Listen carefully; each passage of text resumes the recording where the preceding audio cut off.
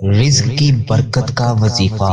حضرت علی رضی اللہ عنہ کہتے ہیں کہ ایک شخص حضور صلی اللہ علیہ وآلہ وسلم کی بارگاہ میں حاضر ہوا اور کہا، یا رسول اللہ صلی اللہ علیہ وآلہ وسلم، غربت پڑی ہے، بڑا دکھی ہوں، بڑا پریشان ہوں۔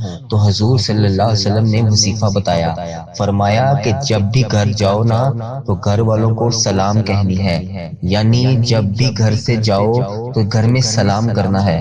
مطلب آپ گھر سے ایک ماچس بھی لینے کے لیے نکل گئے ہیں تو جب بھی واپس آنا ہے تو آ کر سب کو سلام کرنی ہے، السلام علیکم، اور سلام کے ساتھ 3 بار روزانہ کی بنیاد پر سورۃ اخلاص پڑھنی ہے۔ تو کیا بات ہے نا، پھر سورت بھی نبی پاک صلی اللہ علیہ وسلم نے وہ بتائی جو سب کو آتی ہے، قل هو اللہ احد اللہ الصمد لم یلد ولم یولد ولم یکن لہ کفوا احد۔ اس کو 3 دفعہ پڑھنا ہے اور انشاءاللہ آپ کے گھر میں رزق بے پناہ بارش کی طرح برسے گا۔